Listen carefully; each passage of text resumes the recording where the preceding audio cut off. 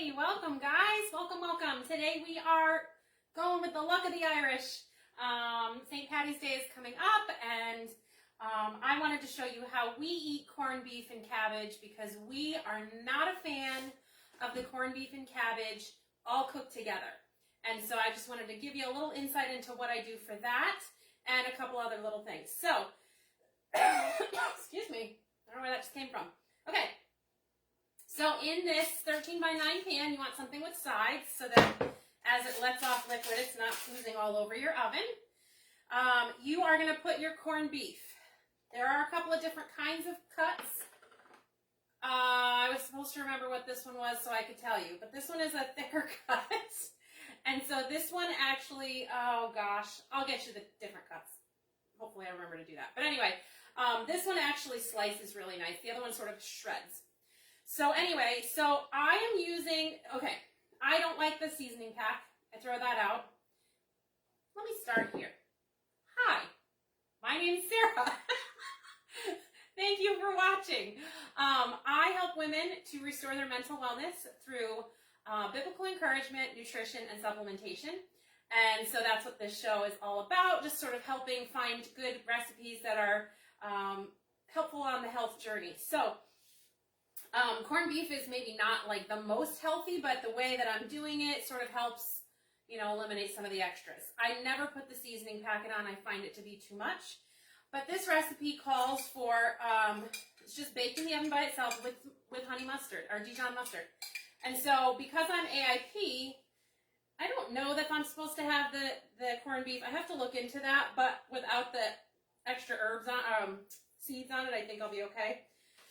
This is KC Naturals. It's honey Nujon. So it's a mustard-free product because I can't have mustard seeds. So it's butternut squash, honey, and horseradish to get that sort of mustardy kind of bite. I will be honest with you, it's not mustard. It's just not mustard. So, you know, when you're going to find these products that are just like, they're not, okay? So just, it's okay that it's not like mustard. It gives you the sharpness, so that's why I'm going to use it in this recipe, but it's not something you're going to spread on your sandwich and it's going to taste like mustard. So I like to tell you that, and I like to set up positive expectations because it's still good. It's just not like mustard. And so you have to prepare your mind for those things. You know, everybody tries to make all these substitutes for baking and all that stuff. It's not the same, guys. It's just not. So it's okay to just go in with that expectation. So we're going to use the KC Naturals, not mustard. Okay, so you put your Dijon mustard. If you're not AIP, just get regular old Dijon mustard. And you just spread it all over. As a matter of fact, I'm just going to dump some because I just stuck my spoon in the beef, so that was not a good idea. So you just spread it all over. And then you bake it at 350 for 1 hour a pound. That's it. Wrap it in the foil nice and tight, and you're good to go. Let me just throw this over here. Okay, so I did cheat a little bit because there wasn't time to make a second one this morning. So I threw one in the Instant Pot, which I don't usually do, so we'll see how that went. So just wrap it up.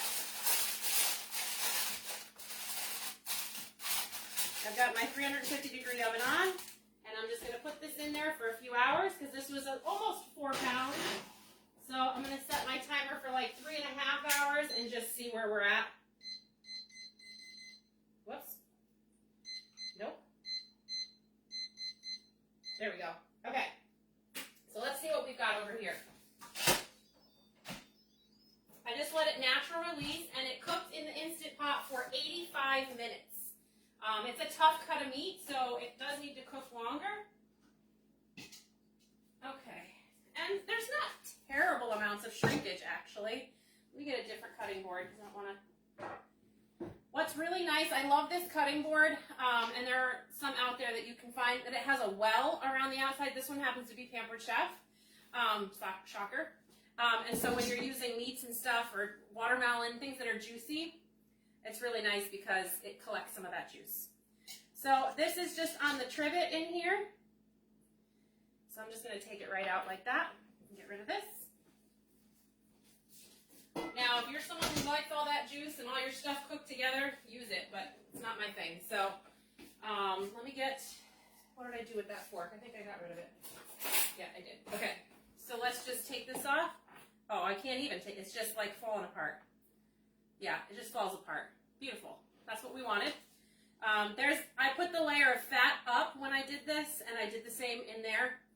And I just will scrape that off. It'll come right off. But I put it on the top so that those juices from the fat will kind of go down into the meat. But I much, much, much prefer, we don't like the cooked, we don't like our vegetables, like I don't like beef stew. I don't like things where all the vegetables are cooked together. So I like to cook them separately. Still have the same basic meal, but sort of different. So let's see. Deconstructed, I think they call that. Perfect. I don't think you need all that extra seasoning packet. It has so much flavor by itself because of the brine that it's prepared in. It's delicious. So I'll just cut that up and we'll have that on the side. So the other thing I did is I prepared already a pan. These are leeks and cabbage. Okay? So it's full. And this is what a leek, this is a very, very large leek. This is what a leek looks like in case you've never used one. I'm trying to really branch out and try new things. Now, I tried leeks a long time ago, but I wasn't very competent in cooking yet, and I didn't enjoy the process. Here's the thing, leeks are very dirty. So you cut the end off, and I'm not going to take this one apart because I don't need it, but you cut the end off, and you have two choices. You can cut it down the middle, open it up, and wash all the layers. I mean, you have to wash all the layers. It's very dirty inside. Or, for my satisfaction, because I find it very satisfying, I cut the end off and then I pull them off one at a time, and they're like little tubes. I don't know. I just think that's interesting, and it's fun to do. I don't know. So anyway, so then I just sliced them up and threw them in here. So you'll see that it's little tubes. And so they're all cut up. So what I'm going to do here is I'm going to cook this up, but what I'm going to cook it with, what is that for? Oh, the potatoes. Okay, we're almost there. I'm just going to put a little bit of chicken stock in here to keep it from burning.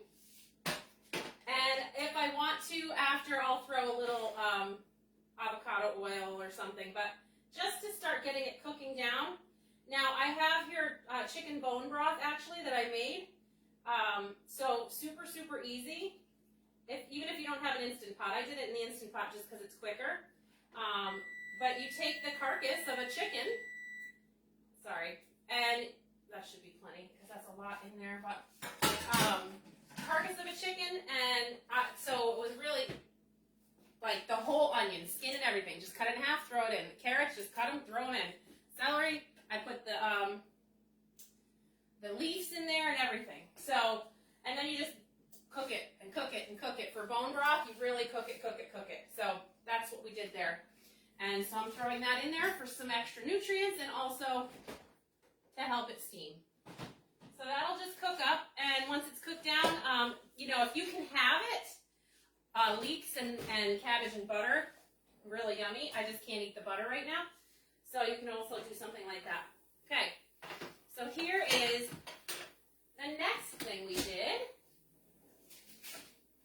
And I will bring this over here and show you how I did it. All right, settle down.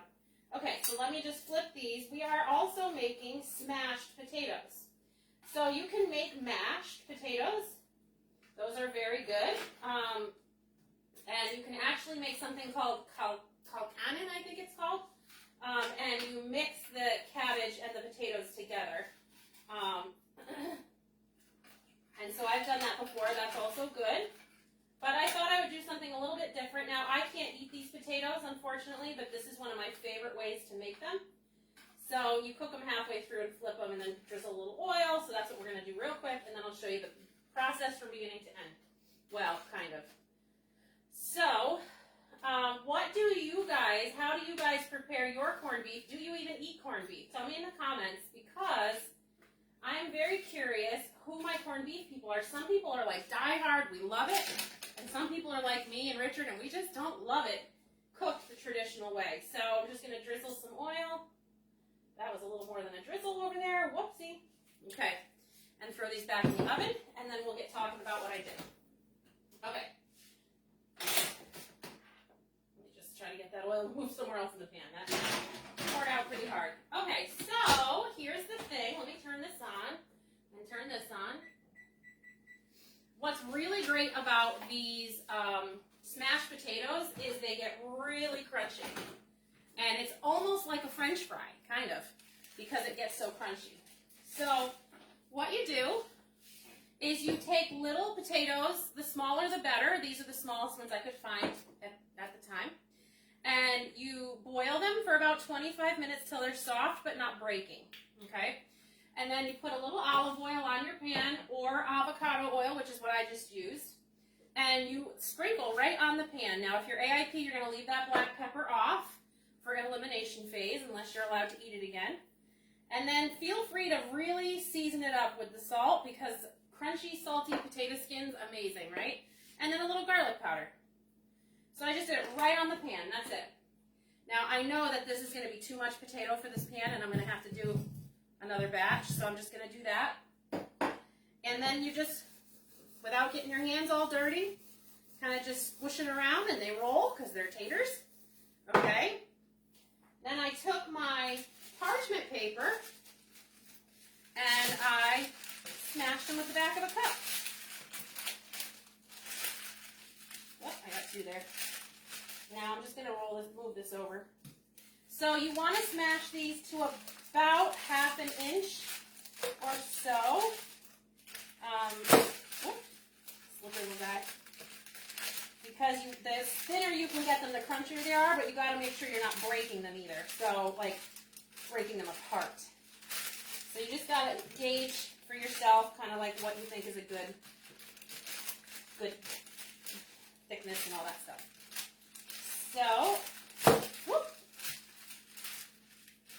Okay.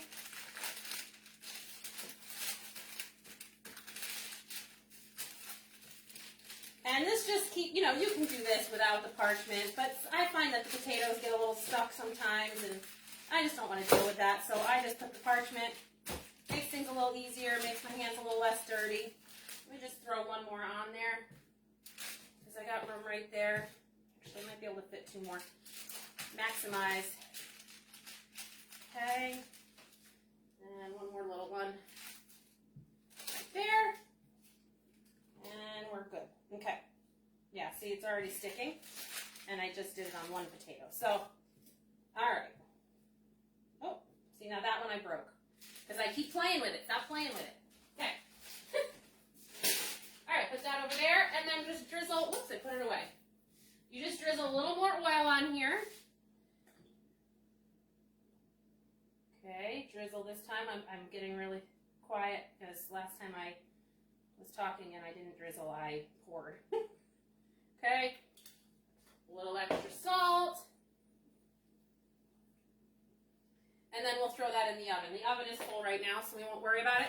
15 minutes, flip it, put a little oil, 15 more minutes, and you have crunchy smashed potatoes. So we'll have the corned beef, we'll have the fried cabbage and leek, and we'll have the crunchy smashed potatoes. So that is how I'm going to do, I almost said Thanksgiving, people. St. Patrick's Day. Okay, so that's all going. You won't get to see me tasting all this stuff. That's going to be cooking for a little bit. But I wanted you to see the process and how simple it is. If corned beef has ever kind of intimidated you, don't worry about it. Okay, so I have in this bowl, I am making a nightshade-free salsa. So I have radishes. Can you see it? Radishes here. I have jicama here and purple onion. And I'm going to talk to you about that in a second. So I'm going to chop up, it says in this recipe, a whole head of cilantro. So this better be amazing because my husband doesn't like cilantro. This was a pretty big head of cilantro. So I'm going to gauge it and see. I may not put all of it. I might save some and make some guacamole or something with the rest. But I'll chop it all up now anyway. Okay. So I just washed this just, you know, you might think, oh, the herbs, they don't need to, they're dirty, so wash them. So I just washed it and then cut off the bottom stems. And I don't really care too much about having some stem in there, but when it's a big piece like that, I'll just take it out. Okay. Good. You hear that bone broth boiling in there. So we'll put a bunch of this in here. And then we'll save the rest for now. If I need to add more, I have it. You can't take it out, but you can put it in, right? Okay, so a couple of things. This is, you know, I know this might sound like I'm like talking to people who don't know anything, but sometimes there are people that don't know these things. So purple onion, right? They will call this a red onion, by the way. This end here with all of the roots on it, this is the end that makes you cry. So if you can wait to cut that off until later in the process, it's going to be helpful for you. So I usually, though, I don't worry about it. I turn the ceiling fan on, actually, and that helps. I cut the two ends off, cut it in half, peel off the outside, and get going. So I've already done that, so I'm not going to cut another one open. And I've also already started with the jicama. So this is jicama. Jicama is a root, but it's not the same. It's not a starchy root like a potato is. It's more light and refreshing. And it must be jicama season because the jicama looked great this time I went to the grocery store and last time, and that's not always the case. So it's like a tan little turnipy looking thing. And I just skin it. And then this is how I keep it for myself to just snack on it. You put a wet towel, paper towel, in a container, and then I cut it into these little sticks. I just eat it like this. It's really refreshing and delicious. Good morning. How are you, Melinda? Really refreshing and delicious. So this is just basically how I eat it, but it's also really good and some salads. So that's what I'm going to do. Oh, and then I put another wet towel over the top. But because I already have some, I'm not going to chop that one up either. But what I did for this, because I wasn't planning on this today, to be honest with you, what's it taste like? Okay, so it's very wet in the mouth, not dry like a potato. And it's sort of like sugar snap pea, apple-y kind of it's really, really refreshing. Now you're making me want to eat another piece. I love it. So I wasn't planning on doing this because I was going to show you a new ingredient called Malanga cocoa. But I went to the store and they were out of it. How many people are buying Malanga cocoa that they ran out of it? So anyway, apparently enough. So these are not quite cut right for my salsa. So I'm just going to cut them down. Now I would say if you don't like prep, do this stuff in a food processor. I don't mind chopping. I find it kind of satisfying, honestly. But I'm chopping them small because it's supposed to be salsa-like. So, yeah, if that's not you, then just grab your food processor and just do a few pulses. You don't have to go crazy. I mean, you can make it whatever thickness you want. So, funny story is a friend of mine was talking to me about knives, and I said, oh, I never, ever use a small knife. I don't know how people use a small knife. I'm a big knife kind of girl. And she was like, really? You never use a small knife? And I'm like, never. And now, ever since we had that conversation, I realized I do use small knives. Like, when I was cutting up those radishes, the big knife was ridiculous. So I stand corrected. I do use small knives. Okay, so this will be the last piece that I cut up. I already had some cut up. So I'm just cutting it up into small little bites, like salsa. Not being able to have tomato, it does limit your salsa eating ability.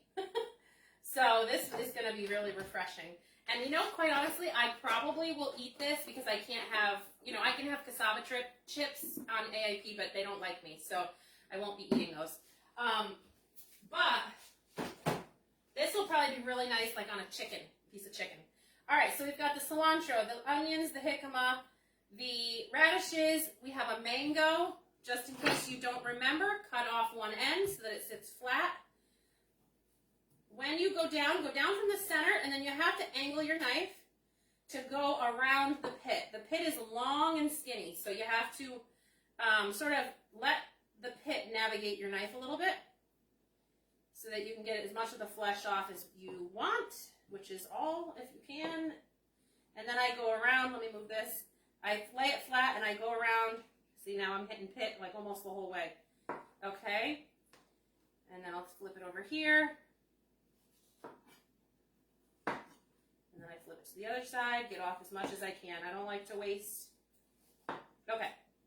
So this is pretty much what the shape of a mango pit is like. Okay, so then I'm just going to chop this small and throw this in our salsa.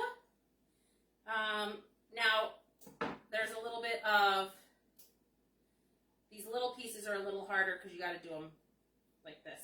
But it peels off really easily when you have a nice ripe mango. So it's not that, challenging. This has a little bit of a bad spot. So let me cut that off. Get the skin off. Get the bad spot off. Okay. All right. And so we just chop this into small pieces. Then we're going to squeeze a lime over, the entire lime over the top of it, and a little bit of salt. And that's it for this little salsa. And then we will have some potatoes done by the time we're done here. Okay.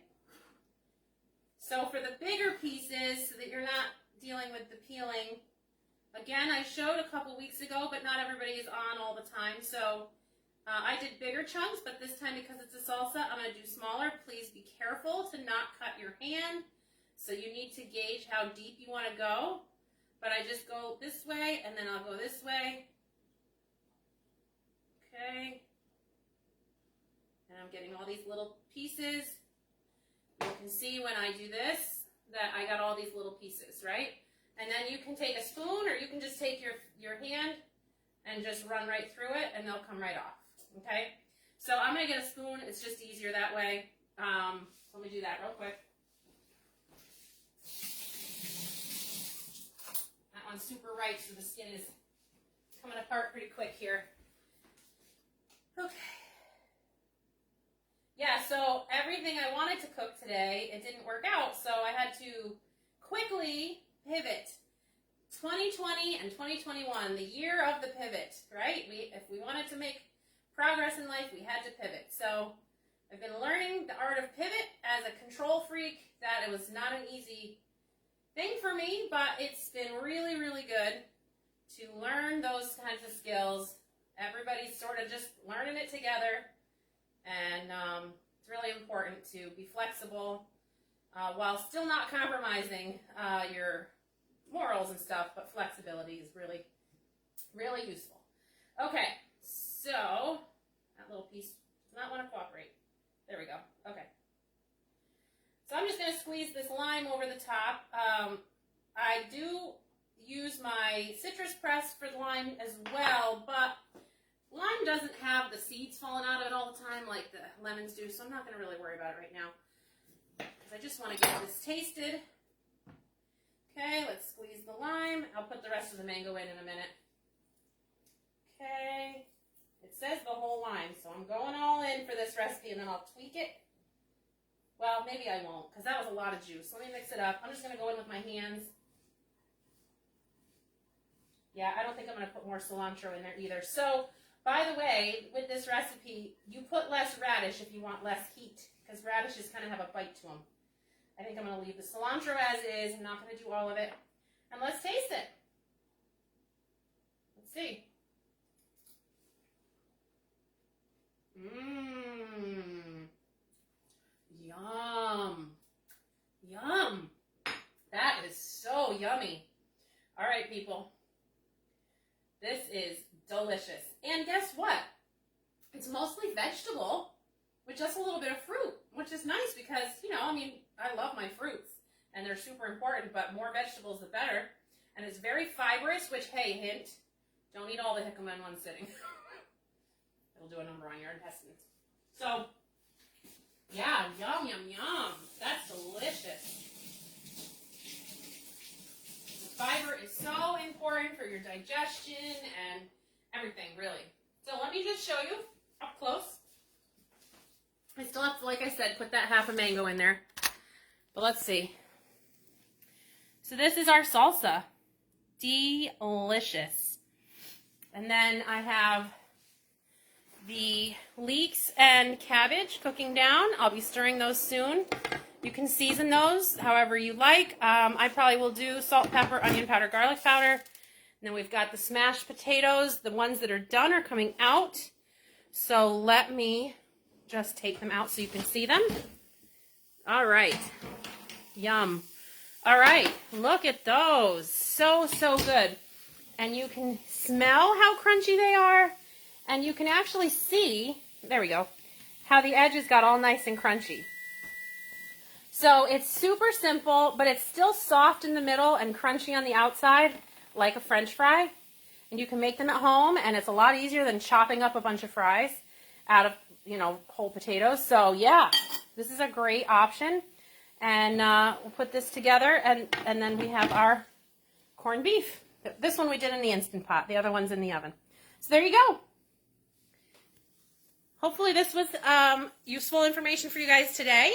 Thank you for joining me today. We are here every Friday at 9:30 in the morning. We also are here on Sundays at 8:30 p.m. to do our Adventure Challenge updates, which are usually very fun. And then Wednesday nights at 7 for Bible study. So hopefully you can join us on one of those, and we will talk soon. Bye.